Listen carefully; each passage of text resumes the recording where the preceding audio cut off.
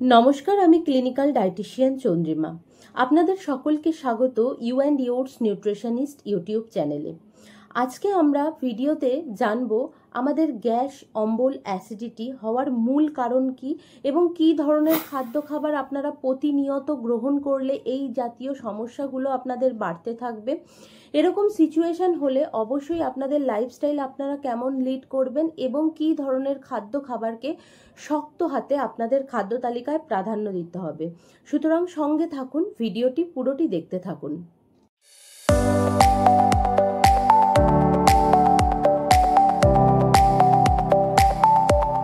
সর্বপ্রথম আমরা জানব গ্যাস্ট্রিক এবং অ্যাসিডিটির মূল কারণটি আসলে কি। প্রথমত, বেশি ঝাল এবং মশলাযুক্ত খাদ্য গ্রহণ। দ্বিতীয়ত, অতিরিক্ত চা, কফি কন্টিনিউয়াসলি পান করা। খালি পেটে দীর্ঘ সময় থাকা, অতিরিক্ত ধূমপান এবং অ্যালকোহল, এবং অতিরিক্ত মাত্রায় বেশি ফ্রাই খাবার অর্থাৎ ভাজা খাবার গ্রহণ করা, এবং ঘুমোতে যাওয়ার ঠিক আগে আগে খাদ্য গ্রহণ কিন্তু আপনার ইনডাইজেশনের একটি কারণ। এবং লাস্ট পয়েন্ট, সেটা খুব ইম্পর্টেন্ট পয়েন্ট, সেটা হচ্ছে মানসিক অবসাদ, অতিরিক্ত স্ট্রেস কিন্তু আপনার অ্যাসিডিটির একটি মূল কারণ। এই কারণে আমাদের পেটের ভেতর অ্যাসিড লেভেল বেড়ে যায়, অতিরিক্ত অ্যাসিড রিফ্লাক্স মানে টক ঢেকুর উঠতে থাকে এবং নিজের ভেতর একটা অস্বস্তি অনুভব হতে থাকে। এবারের পয়েন্টে আমি যেটা বলবো যে এই গ্যাস্ট্রিক প্রবলেম এবং অ্যাসিডিটি কমাতে আপনাদের খাদ্য তালিকায় কী ধরনের খাদ্য খাবারকে আপনারা প্রাধান্য দেবেন। সবার আগে যেটা করতে হবে, সহজ পাচ্য খাবার, মানে সহজে যেটা আপনাদের ডাইজেস্ট হবে, সেরকম লাউ, শসা, পেঁপে, ঝিঙে এই জাতীয় সবজিগুলো অল্প তেলে যদি আপনারা কুক করতে পারেন, সেটা কিন্তু সহজেই আপনার হজম হবে। এর পরের পয়েন্টটা যেটা বলবো, কলা কিন্তু পটাশিয়াম সমৃদ্ধ, এটা কিন্তু আমাদের পাকস্থলীকে শিথিল রাখতে সাহায্য করে। এরপরে যেটা বলবো সেটা হচ্ছে ঠান্ডা দুধ, কোল্ড মিল্ক, এটি কিন্তু প্রাকৃতিক নিউট্রালাইজড হিসেবে কিন্তু কাজ করে। যেহেতু এটি প্রাকৃতিক নিউট্রালাইজার, সেহেতু আমি বলবো যে অ্যাসিড রিফ্লাক্স যাদের হয় তাদের কিন্তু উইদাউট সুগার যদি আপনারা দুধ পান করতে পারেন, সেটা কিন্তু অনেক ক্ষেত্রেই আপনার ভেতরের ইনফ্লামেশন কমাতে সাহায্য করবে। এবং অবশ্যই হতে হবে ওটা কোল্ড মিল্ক, হট মিল্ক কিন্তু নয়। সাদা ভাত এবং নরম খিচুড়ি সহজেই অ্যাসিড কমায় এবং নিজের হজম শক্তি শিথিল রাখতে সাহায্য করে এবং খুবই সহজ পাচ্য। এরপর যেটা বলবো, ওটস এবং সুজি প্রচুর ফাইবার সমৃদ্ধ, অনেকক্ষণ ধরে আপনার পেটকে ভরিয়ে রাখবে, কম ক্যালোরি, অতিরিক্ত নিউট্রিশন সমৃদ্ধ।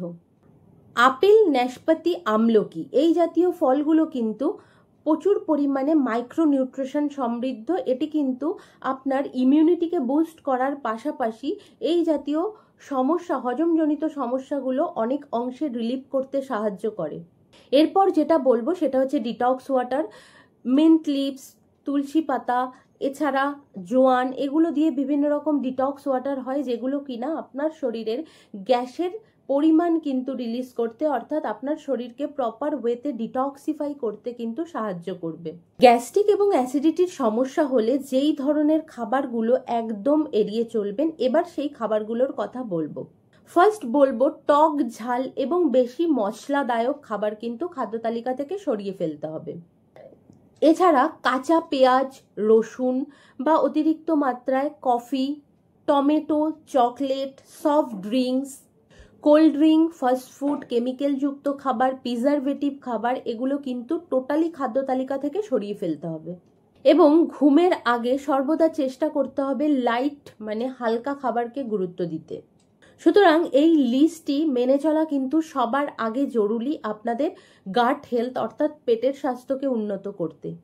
এছাড়াও অতিরিক্ত কিছু টিপস আমি আপনাদেরকে দিয়ে রাখছি, যেগুলো কিন্তু খুব ইম্পর্টেন্ট। প্রতিদিন নির্দিষ্ট সময় অন্তর খাবার খেতে হবে, মানে কি অল্প সময়ের ব্যবধানে অল্প অল্প করে খাদ্য গ্রহণ করতে হবে। জল খেতে হবে পর্যাপ্ত পরিমাণে, যাতে আপনার শরীর প্রপার হাইড্রেটেড থাকে, সেই জিনিসটা মাথায় রাখতে হবে। পর্যাপ্ত পরিমাণে ঘুম দরকার, অন্তত পক্ষে 7 থেকে 8 ঘন্টা, পরিমাণ কম হোক কিন্তু জিনিসটা যেন কোয়ালিটির হয়, এই জিনিসটা মাথায় রাখতে হবে। এবং খুব ইম্পর্টেন্ট, আপনার স্ট্রেস লেভেলকে কমিয়ে ফেলতে হবে। আপনি রেগুলার মেডিটেশন করতে পারেন, ভগবানের প্রার্থনা করতে পারেন, নামাজ পড়তে পারেন। এই জাতীয় জিনিসগুলোকে কিন্তু শক্ত হাতে আপনাদের লাইফস্টাইলে প্রাধান্য দিতে হবে। তো বন্ধুরা, এই ছিল গ্যাস্ট্রিক এবং অ্যাসিডিটি কমানোর টিপস। আপনারা যদি এই জাতীয় লাইফস্টাইল লিড করে বা এইভাবে চলে এই জাতীয় সমস্যা থেকে নিজে রিকভারি করতে পেরেছেন বা করছেন, তাহলে কিন্তু আমার কমেন্ট বক্সে জানাতে কিন্তু ভুলবেন না। যাই হোক, ভিডিওটি এতটুকুই ছিল। যদি আপনাদের ভালো লাগে লাইক কমেন্ট শেয়ার করতে ভুলবেন না, বা এরকম ইনফরমেটিভ পোস্ট পেতে গেলে অবশ্যই এই ইউ অ্যান্ড ইউরস নিউট্রিশনিস্ট চ্যানেলটিকে, ইউটিউব চ্যানেলটিকে অবশ্যই সাবস্ক্রাইব করে নেবেন।